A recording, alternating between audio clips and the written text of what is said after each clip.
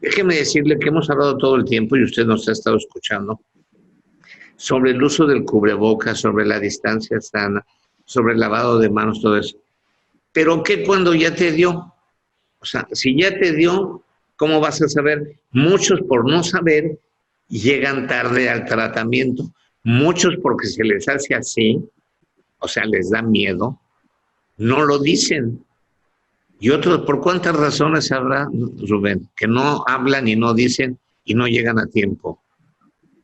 Pues básicamente es temor o falta de conocimiento, ¿no? Pero estas dos razones son motivos de que están haciendo que muchas veces los pacientes ya lleguen en estados más avanzados, más graves a los centros hospitalarios y por lo tanto tengan más complicaciones o inclusive mayor mortalidad. Ok, se la juegan más si te quedas calladito, no dices nada, te aguantas o te escondes y aparte estás contaminando. Sí, porque a veces llegamos a confundir un poquito, el quédate en casa de no salgas por evitar los contagios, a quédate en casa si ya estás enfermo o muy enfermo y no querer salir a una evaluación médica necesaria. Sí, el primer artículo que haces es, por ejemplo, casos confirmados en atención y aislamiento domiciliario. Pero el primero es el diagnóstico y monitorización de la evolución. Que hablas aquí de los 14 a 21 días, COVID-19. Sí, el coronavirus, en el momento en que nos da, es una enfermedad que generalmente tiene una duración de 14 días, una enfermedad de 14 días.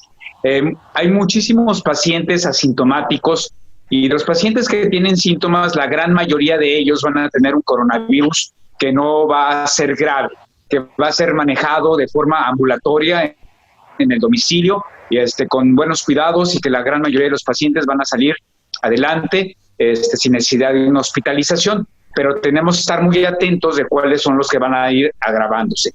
Y necesitan, además de las indicaciones médicas, los medicamentos que el médico le dé, varios cuidados especiales para que su evolución sea mejor, para que se recuperen más rápido y se compliquen menos. Ahora vamos a hablar de los que tienen síntomas graves. Los síntomas generalmente empiezan a partir del 5.º día de contagio. Hay un periodo que se llama de incubación, de que nosotros tenemos el contacto a que empiezan los síntomas. Y ese día es el que nosotros tenemos que tomar como el día 0 para tomar en cuenta cuántos días vamos a estar enfermos. Y los síntomas principales, pues ya los conocemos, la mayoría, fiebre, dolor de cabeza, tos, falta de aire. Y ya que tenemos una sospecha o un diagnóstico, tenemos que empezar los cuidados especiales ahí en la casa. Y de los cuales son 3 que son básicos, fundamentales, que son de los pilares de la salud que yo llamo. Sí. El primero de ellos es el reposo. Hay que estar en reposo en casa. Y el reposo es reparador. Y aquí tenemos 2 factores. Uno, reposo de actividad física. Si yo hago mayor actividad física, si sigo haciendo las labores cotidianas de trabajo o de quehacer domiciliario, voy a tener una mayor fatiga, voy a tener un mayor consumo de oxígeno, que es tan importante para el paciente que tiene coronavirus. Podemos perder más agua y vamos a empeorar el avance de la enfermedad. Por lo tanto, el reposo es fundamental y depende de la magnitud o de la intensidad de los síntomas. Es un reposo muy importante. A veces tenemos que estar en cama o en un sillón viendo la televisión o sentarnos a comer y movernos lo menos posible. De los cuidados, además del reposo, tenemos nosotros la correcta nutrición. Una buena nutrición nos va a dar a nosotros la capacidad de darle al organismo los mejores elementos para que nuestro sistema inmunológico se defienda, para tener una mejor reparación, mejor función de riñón, de hígados, de pulmones, de cerebro. Entonces tenemos que estar muy bien nutridos con buen aporte de verduras, de frutas, buen aporte de vitaminas y de proteínas, porque de la proteína viene los anticuerpos y los glóbulos blancos. La hidratación es fundamental también. Estar muy bien hidratado va a mantener la vía respiratoria con mejores funciones, se va a proteger mejor la vía respiratoria. el agua es una parte fundamental para todos los procesos metabólicos del organismo para que funcionen mejor. Si yo quiero defenderme mejor como organismo, tengo que estar bien descansado, bien nutrido y bien hidratado como fases fundamentales, ¿no? El reposo de voz, mientras menos hable yo, si yo hablo mucho, la garganta se reseca, la garganta se irrita y más fácilmente el coronavirus puede encontrar las condiciones ideales para producirse. Si hablo más, también se estimula más la tos, por ejemplo, y puedo tener un empeoramiento de mis funciones de respiración o de oxigenación también, ¿no? Dentro de los cuidados generales también, obviamente, pues estar en un lugar fresco, ventilado, evitar el calor intenso que nos va a poder aumentar la temperatura, la fiebre, nos va a poder deshidratar, o evitar el frío muy intenso de un aire acondicionado que nos pueda congestionar más la nariz y que nos pueda a la larga dar también condiciones para que el virus pueda desarrollarte más rápidamente en esa vía respiratoria, ¿no? Es como una llamada de atención. Si no te ha dado COVID-19, es el momento de que empieces a buscar esas frutas y esas verduras que van a servir a tu cuerpo, para que no cuando te enfermes te vayan a tener que dar eso exactamente. Desde ahorita ya puedes buscar inmunología a través de las frutas y las verduras. ¿Es posible eso, Rubén? Sí, un cuerpo mejor preparado, un cuerpo mejor nutrido, un cuerpo más sano, se va a defender mejor. Obviamente todos sabemos que la vitamina C tiene un papel fundamental en los cítricos, etcétera, pero todas las vitaminas se van a tener en mejor ubicación en verduras y en frutas. Por eso es también muy importante el ejemplo de eso. Cuando nosotros estamos enfermos, nuestros requerimientos metabólicos, nuestros requerimientos calóricos, dependiendo de lo severo, también aumentan. Y a veces cuando estamos enfermos, ya la misma enfermedad nos da una baja de apetito. Ya no queremos comer, y si no comemos, no tenemos esa energía, no tenemos esas calorías, no tenemos esos nutrientes que nos ayudan a comer. Pues si nosotros no nos ha dado y nos preparamos desde antes a tener las mejores condiciones de salud y de nutrición, por supuesto nos vamos a poder defender mejor. Sí. La higiene personal, hablabas también, y remarcas mucho eso. La higiene es una de las bases también de la salud, tratar de bañarnos diariamente, nos vamos a sentir mucho mejor, y la higiene bucal, mientras tengamos una mejor higiene bucal, vamos a tener menos desarrollo de gérmenes de otros en la boca, en la garganta, nuestros enjuagues, después de hacernos aseo dental, por supuesto. También la higiene de la habitación, y vamos a tener un ambiente con menos virus, y la gente que llegue va a tener menos posibilidad también de contagiarse. El chiste es que también se quede aislado si ya estás enfermo, ¿verdad? Sí. El aislamiento es importante. El aislamiento es importante para evitar mayor contagio. Desgraciadamente, muchas veces cuando ya empieza, como hay una fase en la que no hay síntomas, muchas veces ya hay 2, 3 personas contagiadas en la casa. Sin embargo, sí tenemos que aislar a la persona que esté enferma, que esté con síntomas. Obviamente, si en mi casa tengo 2, 3 habitaciones, es más fácil el aislamiento en una sola habitación. A veces, desgraciadamente, tenemos varias personas que tienen que compartir una sola habitación. En ese caso trataremos de que el paciente esté aislado hacia una zona y poder poner algunas mamparas, algunas cortinas, pues nos va a servir un poquito más. Pero si estamos en la misma habitación, debemos de usar cubrebocas las 2 personas, ¿sí? El enfermo y el acompañante, y usar también protección ocular para evitar esos contagios. El aseo de manos y el aseo de todas nuestra ropa y de nuestros utensilios, de nuestros enseres, debe ser muy intenso. De preferencia, una habitación para el paciente que está contagiado. Si tenemos 2 personas, 3 personas contagiadas en una familia, bueno, podrían estar compartiendo la habitación, pero de todas maneras es importante tener habitaciones bien ventiladas para que tengamos menos virus en la habitación y la carga de virus sea menor para los pacientes. Sí, lo remarcas mucho, ¿no? Que debe de ser ambiente ventilado y fresco. Ambiente ventilado y fresco. Que busquen qué hacer para tener un ambiente ventilado y fresco. Ahora, también el ambiente ventilado y fresco nos va a dar una sensación de bienestar. Y si yo tengo una sensación de bienestar en un ambiente ventilado y fresco, voy a poder descansar mejor. Y si dije al principio que el descanso es una parte fundamental para ayudar a la recuperación, pues también el estar en un lugar cómodo y fresco va a hacer que estemos en mejores condiciones. Estoy platicando con el doctor Rubén Gleason sobre ya lo que se debe de hacer con los pacientes que tienen el contagio del COVID-19, porque muchas veces hablamos de que no te enfermes, no te esto, cuídate allá, quédate en casa, ponte más cubrebocas. Espérate, ya te dio, ahora qué hacer. Vamos comentando algunas cosas. Por ejemplo, el doctor marca muy bien lo de los irritantes, evitar irritantes inhalados. ¿A qué le llamas eso? Irritantes, marcas leña, basura, cigarros.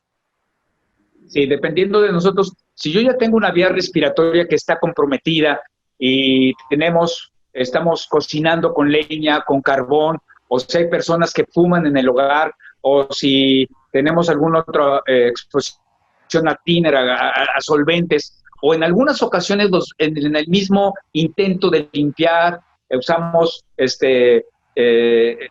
descontaminantes muy agresivos, eso puede agredir también o irritar la vía respiratoria y tener más tos y tener más dificultad respiratoria. Entonces, tratar de que el aire que respire el paciente esté libre también de irritantes. Si hay fumadores en la casa, que se salgan de la casa a fumar de preferencia también. Sí, es que hay mucha gente que no lo entiende, ¿no? Que está fumando y que sigue fumando y que no se quita el cigarro cuando ese es uno de los principales problemas que te causa el seguir fumando. Pero hay algo también que marcas que me llama mucho la atención, querido Rubén, que es la comunicación continua. ¿Qué le llamas a esto? Nosotros necesitamos tener a la mano siempre la posibilidad de comunicarnos tanto con personal de área médica, con nuestros médicos, con nuestros servicios de emergencia o con un hospital en caso de que sea necesario, pero también tenemos que tener a la mano la posibilidad de comunicarnos con familiares, con amigos que nos puedan apoyar, que nos puedan ayudar con alimentos. Hay personas que viven solas y esas personas que viven solas pues necesitan también tener la comunicación si están enfermos para buscar la ayuda. Entonces tenemos que tener un teléfono, pero teníamos que tener a la mano también los contactos necesarios. Entonces, saber a quién hablar en caso de emergencia, tener los números de emergencia del 911, en los servicios de traslados de ambulancias e inclusive los teléfonos de los diferentes hospitales. Sí. Y aquí también hago la aclaración que si yo soy derechohabiente de un instituto como el Seguro Social, el ISSSTE, pues tengo que tener a la mano mis papeles, mis identificaciones. Si tengo un seguro de gastos médicos mayores, tengo que tener también mis documentos al día y listos por si tengo yo que acudir a algún servicio de emergencia o a algún hospital. Y algo muy importante, para una buena evolución, que es difícil, me imagino que es difícil, Rubén, es el no tener estrés, no tener ansiedad, no deprimirte, no preocuparte, porque es cuando va uno con ustedes, bájale al estrés. ¿Cuál bájale al estrés si la vida es así, no? Pero ahora si tienes un COVID, puta, vas a tener estrés, ansiedad, depresión y vas a tener que te lleve el tren, cabrón. Tienes que tener tranquilidad. Sí, la mente, el sistema nervioso es uno de los ejes del organismo y actualmente todos tenemos mucha ansiedad, estrés, inclusive depresión o muchas preocupaciones, tanto por la enfermedad como por las situaciones económicas, políticas, lo que sea. Pero si además estoy enfermo y a veces tenemos miedo, mucho miedo, y eso nos va a llevar a no poder descansar, a no poder estar nutriéndonos adecuadamente. Y si yo voy a tener una frecuencia cardíaca acelerada por eso, no voy a poder dormir adecuadamente, y esto no ayuda definitivamente a mejorar la salud en un paciente que ya tiene coronavirus. Hay que ayudar a que tenga el mejor estado de ánimo, ¿no? Sí, el estado de ánimo, obviamente, ahí los cuidadores, la familia es fundamental, el sentir el cariño, el sentir el apoyo y el sentir que nos lleven la sopita caliente y el trapito húmedo para la fiebre, y el que sepamos que ahí tenemos a alguien que nos echa la mano, que nos ama, que nos cuida, es muy importante para mantener el estado de ánimo en las mejores condiciones. Y si realmente estoy con una afectación importante de depresión, de ansiedad, necesitamos inclusive un apoyo médico profesional especializado. Ahora, exactamente. Cuando hablas del control estricto de otras enfermedades, es si el paciente es diabético, hipertenso, ¿qué más? Sí, no olvidemos que si uno se contagia de coronavirus, pero además tiene alguna otra enfermedad como diabetes mellitus, como hipertensión arterial, como problemas de la tiroides, del riñón, del hígado, etcétera, la enfermedad de base continúa y es muy importante tener un control estricto de la enfermedad que tiene el paciente. Y tenemos que tener en ese momento un contacto continuo con el médico que maneja nuestra enfermedad de base, tener suficiente medicamento del que estamos manejando y cualquier descontrol que tengamos. Si soy hipertenso, tengo que tener cómo tomarme la presión arterial, y si tengo algún aumento o baja de la presión arterial, tengo que comunicárselo a mi médico de forma especial. Si soy diabético, tengo que estar checando cómo está mi glucosa, y si tengo aumentos o bajas de mi glucosa en relación a las cifras que normalmente manejo, tengo que comunicarlo inmediatamente con mi médico. Pero tener medicamentos no es de que se me acabó mi insulina y son las 2 de la mañana y no tengo, o es domingo, no tengo medicamento, o no hay quien me pueda ir a la farmacia a comprar algún medicamento. Hay que tener todo a la mano. Además de los medicamentos, si el médico que me está controlando mi coronavirus me dio medicación, también la tengo que tener disponible y estar cumpliendo los horarios que los médicos nos estén dando nuestros medicamentos. Sí, yo, por ejemplo, tengo varios medicamentos y los tengo ordenados. Eso los tengo que tener a la mano para cualquier cosa y me voy con ellos. Le informas a los doctores que son los que estás tomando para otras enfermedades que has tenido.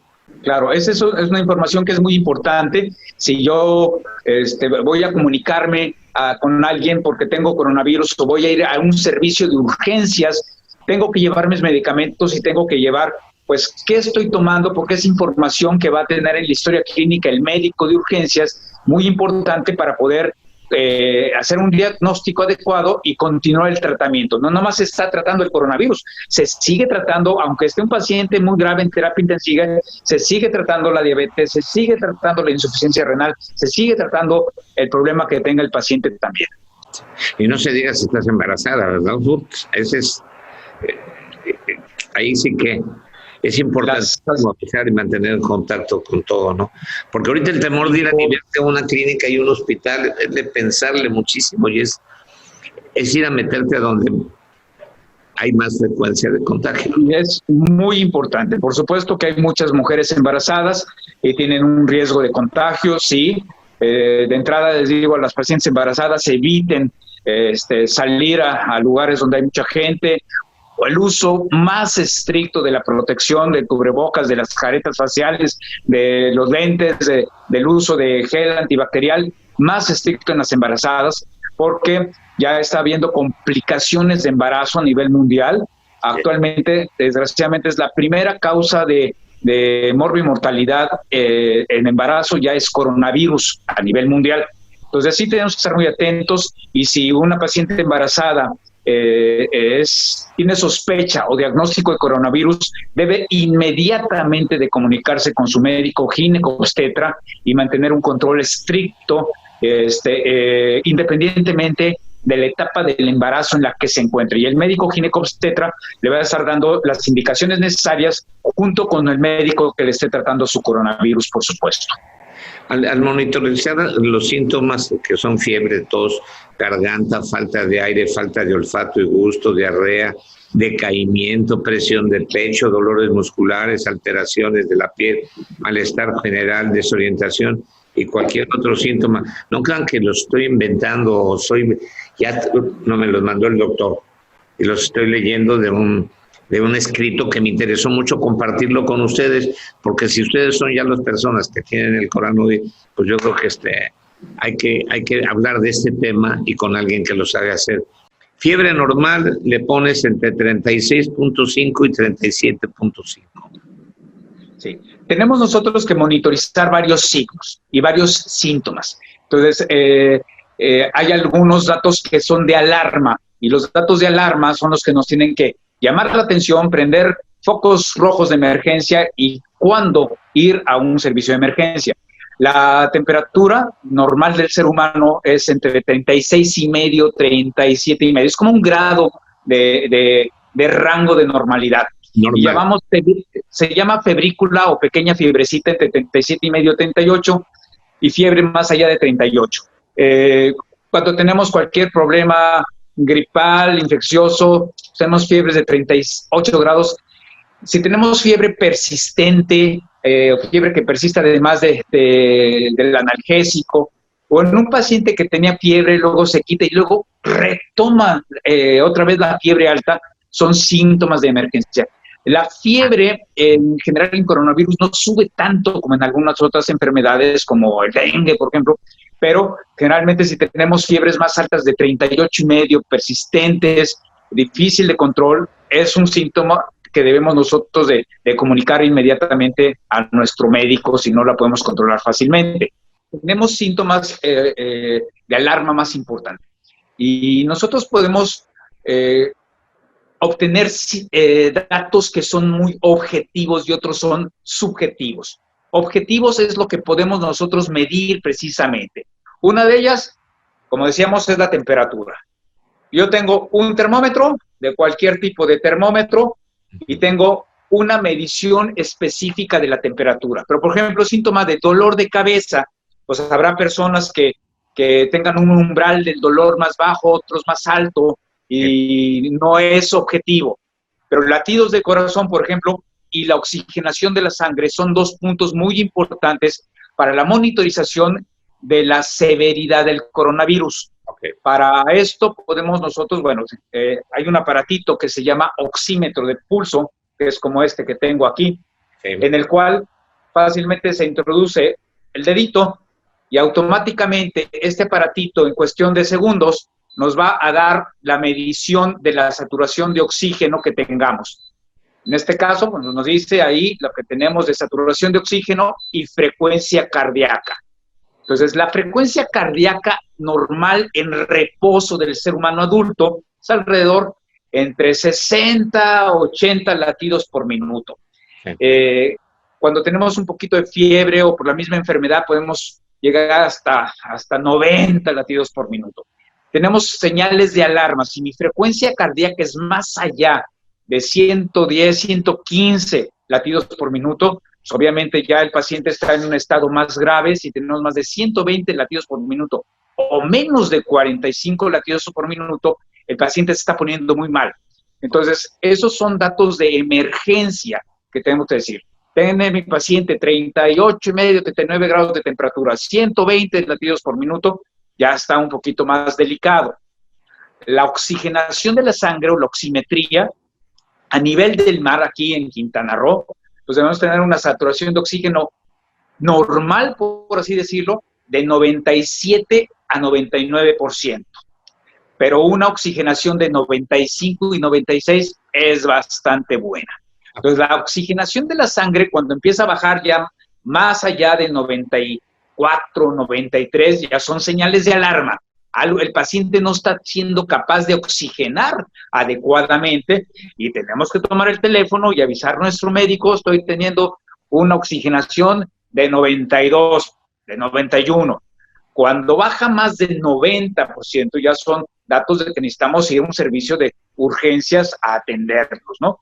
Entonces, el paciente que tiene una enfermedad pulmonar crónica como bronquitis crónica, enfisema, manejan cifras más bajas de oxigenación o saturación de oxígeno, por supuesto, pero estos son datos objetivos. Frecuencia cardíaca, la oxigenación y la temperatura son objetivos. Y tenemos otra que son las respiraciones por minuto.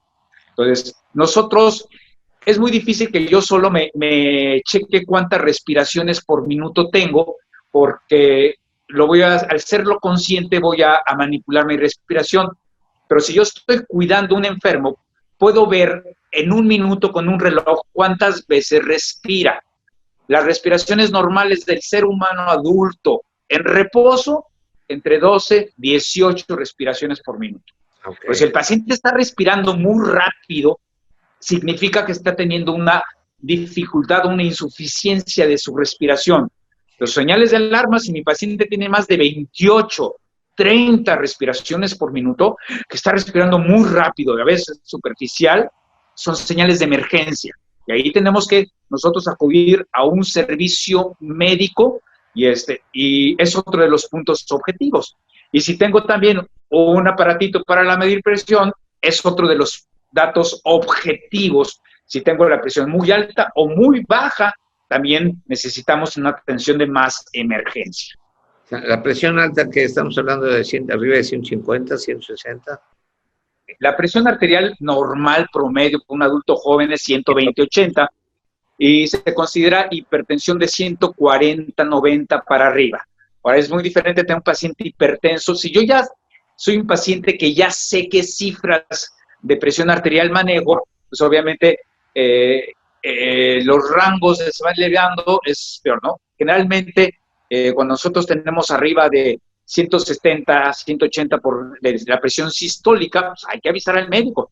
Pero si ya tenemos un 100, 200 por 200 de presión sistólica, es muy severa. Sin embargo, el paciente que está grave de coronavirus, al contrario, si ya se está poniendo tan severo que está teniendo un choque, un estado de severidad, la presión baja, inclusive la presión sistólica, que es de 120, empieza a bajar y se va más abajo de 90, son pacientes que se están poniendo más graves también.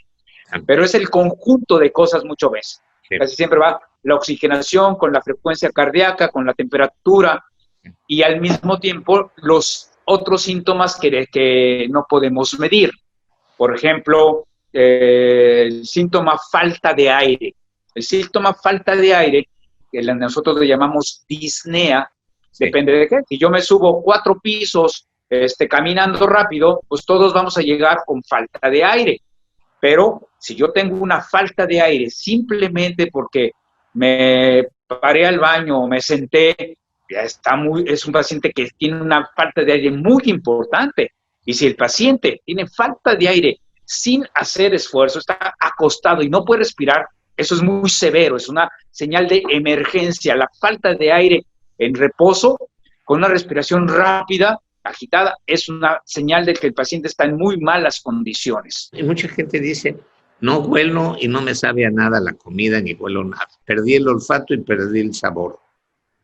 Sí, la pérdida del olfato y la pérdida del gusto, o anosmia o disgeusia se llaman médicamente, son 2 síntomas bastante comunes en coronavirus. Y, sin embargo, bueno, estos no son síntomas graves, por así decirlo, y generalmente tienen una recuperación varias semanas después. Sin embargo, si yo no tengo ningún otro síntoma y tengo falta de olfato, falta del gusto o alteraciones de los mismos, aunque no haya ningún otro síntoma, actualmente son datos altamente sugestivos de que el paciente está contagiado con coronavirus. Y no me imaginaba que tuvieran diarrea y dolor abdominal. O sea, ¿también el virus te causa esa diarrea? Hay que acordarnos que el virus es una enfermedad sistémica.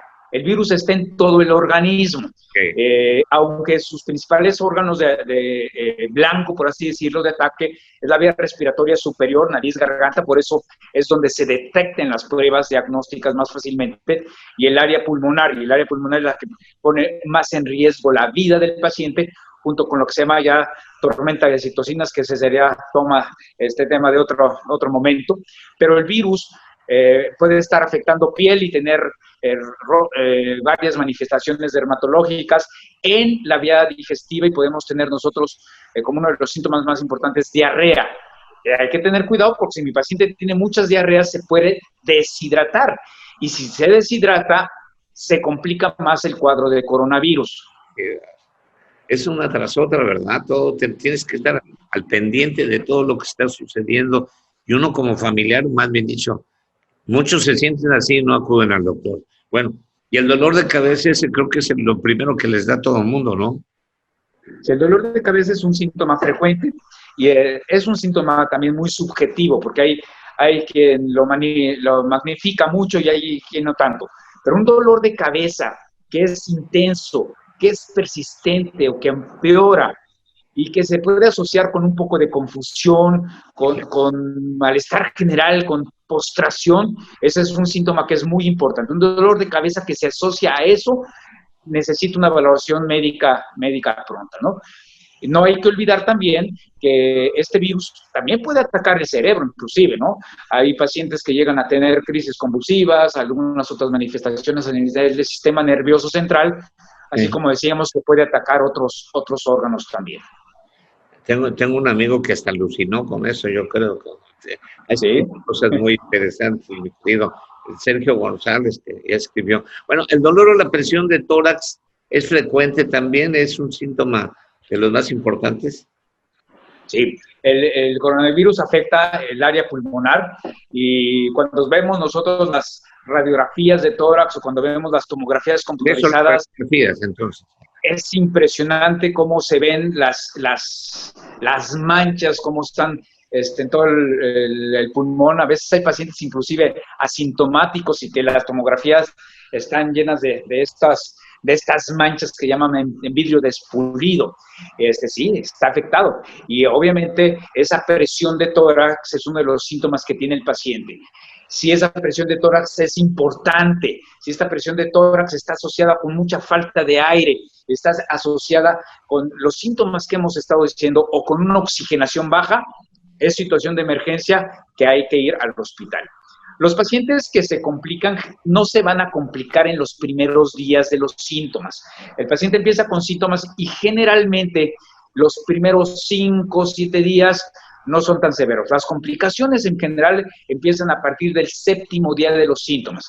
Lo que pasa es que muchas veces los síntomas son tan leves al principio que no les hacemos caso, no los pelamos. Tengo molestia de garganta, tengo moquito, tengo dolor de cabeza, tengo malestar, soy decaído, y le echamos la culpa que es que estoy cansado, etc. Hay que acordarnos que ahorita con el uso de cubrebocas y todo, las otras enfermedades son muy poquitas. Es muy difícil tener ahorita un estreptococo, un estafilococo, otros tipos de virus. Casi no hay porque estamos usando la protección de cubrebocas. Entonces, muchos de los síntomas pequeñitos son ya coronavirus. Por eso les decía, tomamos en cuenta el día 0 cuando el paciente está empezando con los primeros síntomas. Y del primer síntoma, los pacientes empiezan a complicar generalmente hacia el día 7, 8, 10, son los días de más cuidado. Sí. Y sí, los pacientes más vulnerables, en especial los obesos, hipertensos, diabéticos, son los que tienen mayor riesgo. Y afecta más, obviamente, más la gravedad de los pacientes que tienen a mayor edad, sí, pero también al sexo masculino. También el sexo masculino está más asociado con gravedad y con mortalidad. Se mueren más los hombres.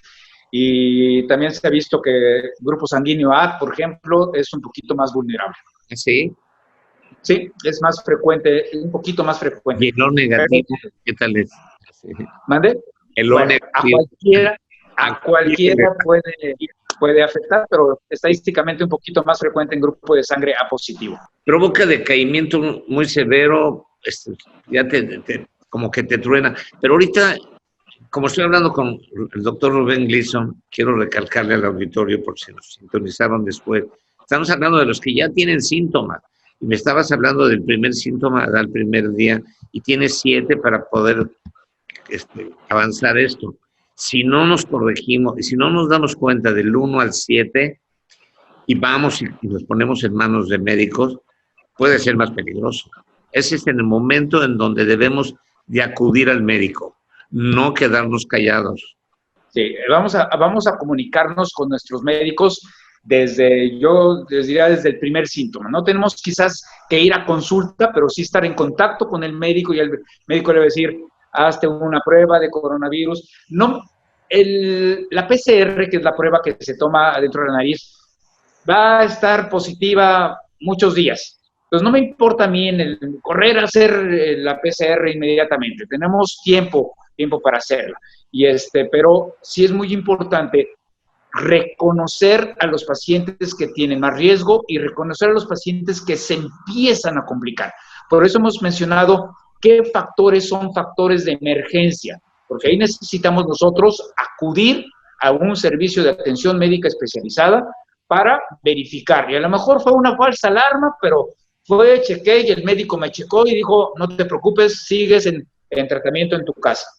No quiere decir que ya la hizo. Tiene que seguir en vigilancia o monitorización hasta que ya pasaron 2 semanas en su casa, ya el paciente está en un proceso de curación. Si ya pasaron más de los 14, 16 días, el paciente, como dicen popularmente, pues ya la hizo.